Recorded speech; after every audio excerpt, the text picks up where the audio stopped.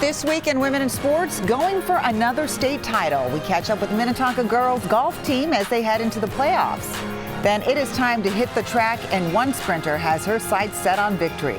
How she plans to defend her top spot while breaking her own records. And later, you can call it a comeback. Tennis icon Serena Williams is returning to the court. Find out when and where. WCCO's Women in Sports, sponsored by Franson Bank and Trust. Thanks for joining us. I'm Amelia Santaniello. Here at WCCO, we are celebrating the highlights of female athletes in this digital segment called Women in Sports. We'll share news stories with you every week right here as we do our part to give these athletes the recognition they deserve. The Minnesota State track meet starts today. Bren Clayton caught up with one of the big storylines, the St. Michael-Albertville sprinter aiming to defend 2 titles and a state record. 3, 2, ready, go.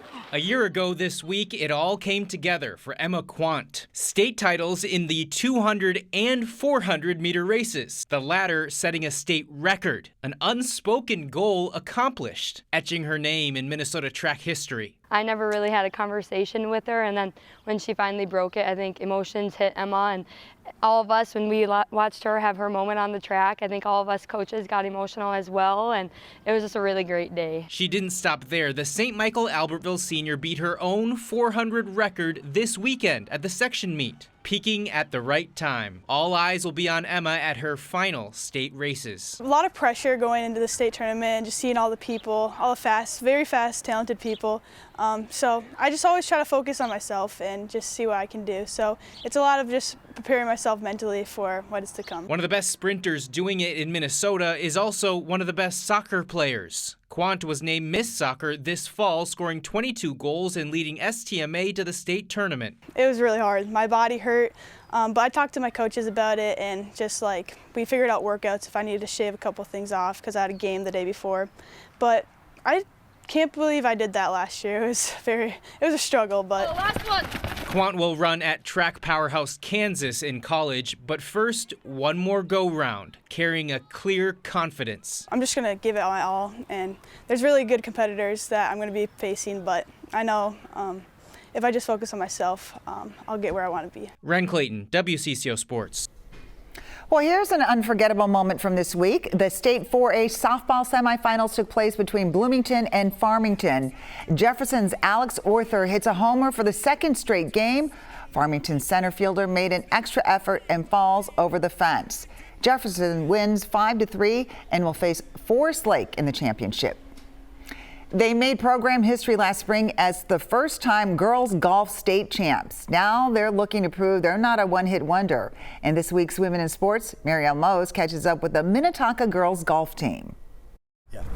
All but one player is back this season from the first team to ever win a state championship in Minnetonka girls golf program history. And they're riding the wave of that win. We're just as hungry as we were last year to win it again. I think a lot of us have talked about this year kind of submitting a legacy. We want to both improve as players and also go out and just dominate. Senior captains Selena Wu and Ruby Redding are leading this team to snag a repeat victory. Wu, just named Minnetonka's Athena Award winner, is a student of the sport, always challenging herself to improve her golf game. I get to come out every day and find something new to work on, and even if my game is solid, it helps me stay consistent, stay motivated. Redding is a University of St. Thomas women's golf commit, her competitiveness inspired by her mom.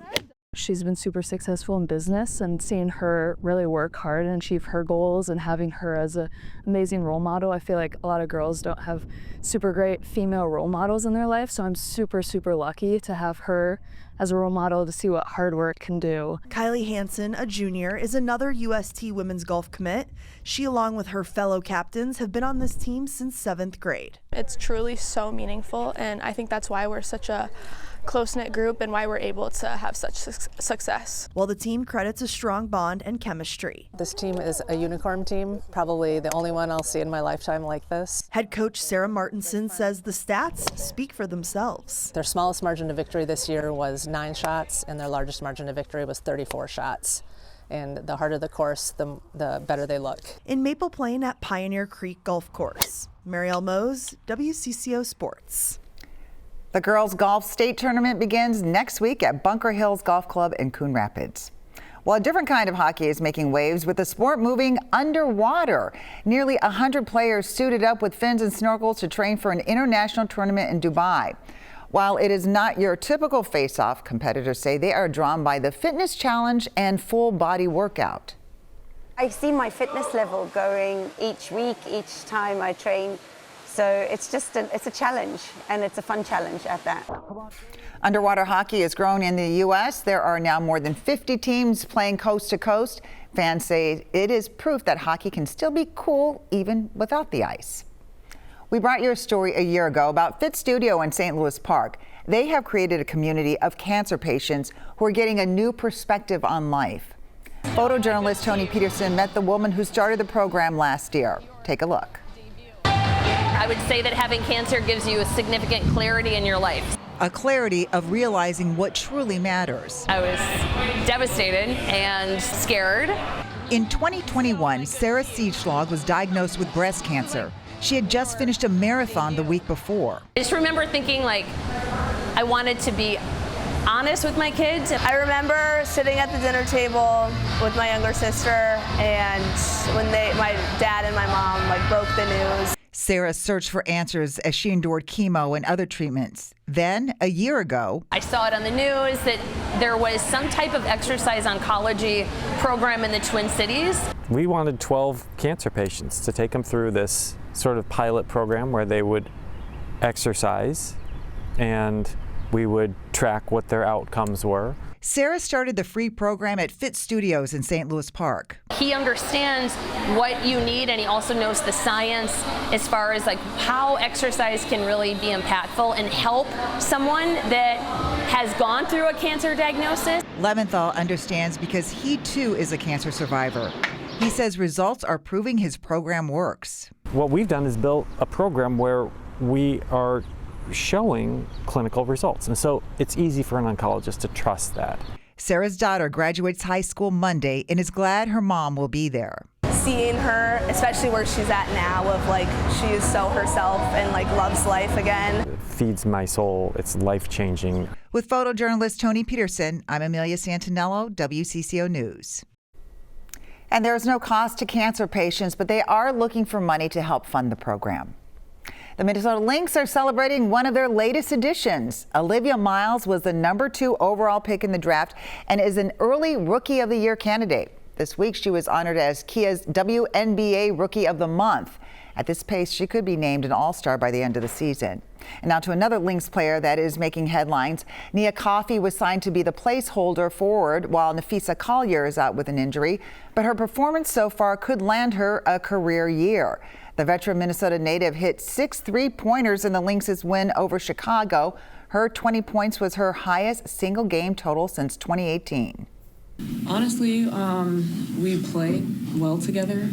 It's a good system for everyone. I believe we pass the ball. We played, I don't know, it's just very simple basketball. And I think just anyone can contribute to the team. And I just think we play really good team basketball, and it's really fun.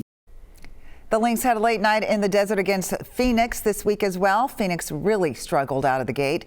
Natasha Howard got most of her baskets within a couple feet of the hoop. The Lynx seemed to set the pace, making the Arizona team look slow. Courtney Williams lined up her threes all evening. The Lynx take the win over Mercury. The final score 111-77. Tennis great Serena Williams is getting back in the game. 4 years ago, she left the sport that she dominated for more than 2 decades. Now, as Jerika Duncan reports, the 23-time Grand Slam winner is going to London to play in a warm-up tournament for Wimbledon later this month. Serena will take one final bow. It turns out Serena Williams never fully retired from competitive tennis. She was just in between sets. Monday, the 23-time Grand Slam winner dropped a video for her 17.8 million Instagram followers, confirming her highly anticipated return. I gotta change my number. The 44-year-old mom of 2 will play under a wild card entry in the doubles bracket of the Queen's Club tournament in London, which begins next week. Williams hasn't competed since losing in the third round of the 2022 U.S. Open.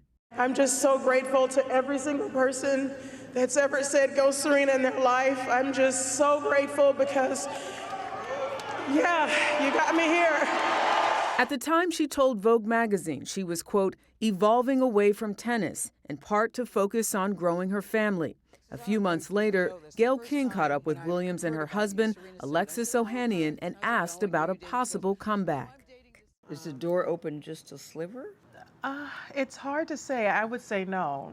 Okay. For now, no, because it's just, I've literally given my whole life to tennis, and it's time for me to give my life to something else. Whether or not Williams will use the upcoming tournament as a warm-up to Wimbledon, which she's won 7 times, remains to be seen. Serena Williams walking onto the grass at Wimbledon without a racket and waving would attract attention.